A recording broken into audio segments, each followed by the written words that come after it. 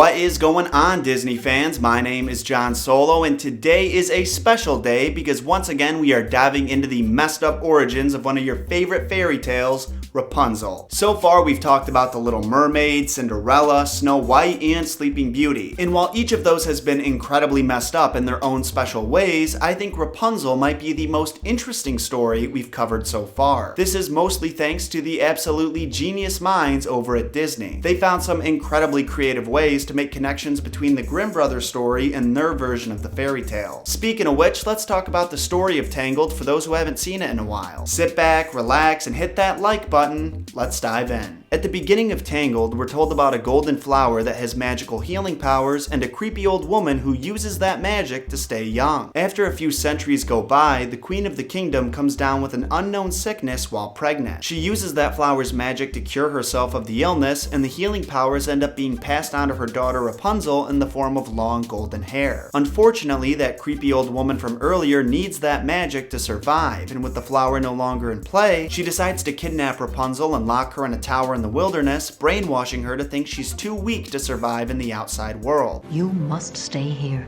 where you're safe. Eventually, Rapunzel does discover the truth, and after a wild adventure with Eugene Fitzherbert, she starts to fight for her independence. Mother Gothel isn't a fan of this, so she does whatever it takes to keep Rapunzel under her control. Only this plan ends up backfiring after Eugene cuts Rapunzel's hair. Mother Gothel decays rapidly into dust, Rapunzel discovers her tears have healing powers too, and after saving Eugene's life and being reunited with her parents, she lives happily ever after. Believe it or not, I just saw Tangled for the first time last night, and wow was I missing out. It's kind of a shame I didn't have that much time to enjoy the happy ending, because almost immediately after finishing it I looked up the original story of Rapunzel, and let's just say sometimes ignorance is bliss. And by the way, similar to last episode, I'm going to be drawing some of the illustrations for this story. So any pictures you see that look like they were drawn by a kindergartner who hasn't figured out he's left-handed yet, I get credit for those. Anyways, the Grimm brothers story starts out very similar to Tangled, and very similar to a lot of their other stories as a matter of fact, with a man and his pregnant wife landing themselves in a lot of trouble. One thing you'll notice about the Grimm brothers is there's always some sort of pregnancy-related drama. The man and his wife are both really excited about the baby on the way, but as you know, with pregnancy comes pregnancy cravings. Some ladies crave ice cream, others want pickles, and others want a mix of both. This particular woman craved a plant called a rampion,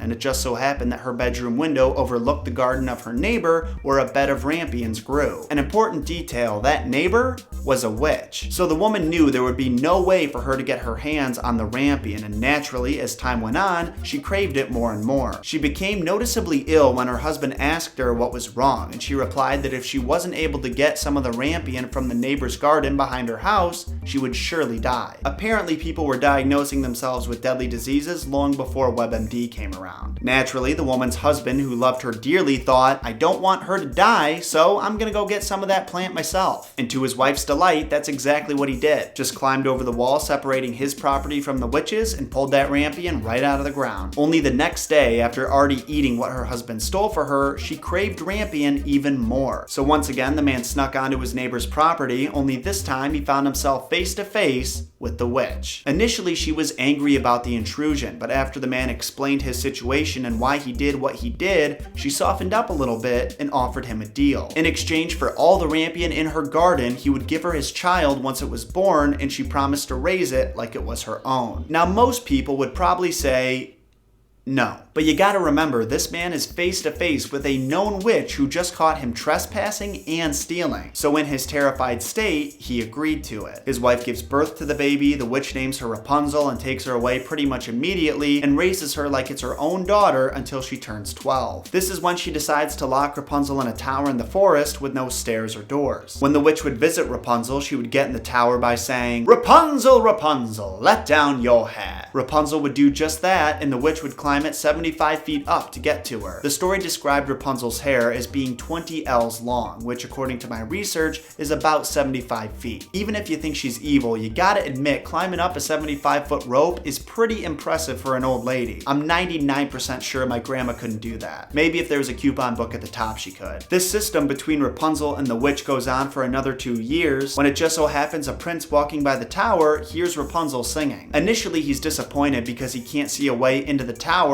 but after doing a little spying, he figures out how to get to the top. One day, he impersonates the witch and calls for Rapunzel to let down her hair. He climbs up it, and at first Rapunzel is frightened by his appearance, half because she was expecting the witch, but half because she had never seen a man before in her life. The guy's a sweet talker though, so not only does he convince Rapunzel to Netflix and chill with him, he convinces her to marry him. The two are not the brightest couple out there though, because Rapunzel says that she has no way of leaving the tower, and neither of them think to just cut her hair off and climb down it. So instead of taking her home with him, the prince comes to the tower every night, and you can probably guess what that means. They have a pretty good system going until one day Rapunzel says to the witch, "Why are my clothes getting so much tighter?" And the witch realizes that she's pregnant, which means she's been having a visitor. Funny side note, that's what happens in the first ever version of the story, but after it was edited to be made more appropriate, Rapunzel says to the witch straight up, "Why do you seem so much heavier than the prince when you're climbing up to see me?" Just an FYI, since Rapunzel didn't seem to know, it's probably never a good idea to call your kidnapper fat while simultaneously telling them you've been having a secret visitor. As you would expect, old lady Gothel is furious at her discovery, and as punishment, she cuts off all of Rapunzel's hair and strands her out in the desert to die. Note that I called the witch Old Lady Gothel. Her actual name in the story is Old Dame Gothel, but Old Lady Gothel just sounds better to me. It's pretty cool how in Tangled, Rapunzel calls her Mother Gothel because she thinks it's her mom. I assume in this story she realizes she's just an old lady like Old Lady Jones down the block. The wickedness of Old Lady Gothel doesn't stop at the desert though. When the prince arrives at the tower for his nightly conjugal visit, she baits him inside using Rapunzel's hair, and then once he gets to the top, she reveals that Rapunzel will be lost in the desert forever. The prince is heartbroken at the news and immediately throws himself from the tower trying to commit suicide. Unfortunately, he survives and lands face first into some vines that poke his eyes out so he can no longer see. He wanders around the forest for years, living off roots and berries and weeping for his lost wife, until somehow, presumably through the power of true love, he wanders into the desert that Rapunzel's been living in. Just like when he discovered the tower, he follows the sound of her singing and finds her, only this time she's got some twins with her. This means that Rapunzel had to give birth in the middle of the desert with no help from anyone, with no idea what pregnancy is or what the birth process is like. So that must have been pretty traumatizing. All her worries go out the door when she sees the prince though. She embraces him with tears of joy running down her face, and 2 of those tears land in his eyes, healing him of his blindness. You'll remember that something similar happens in Tangled. And now, with the power of 20/20 vision and his wife by his side, the prince is overjoyed, takes Rapunzel to his castle where they receive a warm welcome, and they live happily ever after. And that is the original story of Rapunzel. I hope you liked it. If that was the case, do me a favor and hit that like button. It helps the channel out a lot and it lets me know you care. Actually, let's see if we can get to 2,000 likes by the end of the week. It's been a really long time since we've done that. For content like this every single week, hit that subscribe button and turn notifications on so you don't miss anything, and hit that share button to easily share this on social media with your friends and family. Speaking of which, also follow me on social media. The handles are right in front of you and links in the description. And lastly, if you have any recommendations for stories you want me to cover in the future, comment them down below. Thank you all so much for watching. Until next time, my name is John Solo,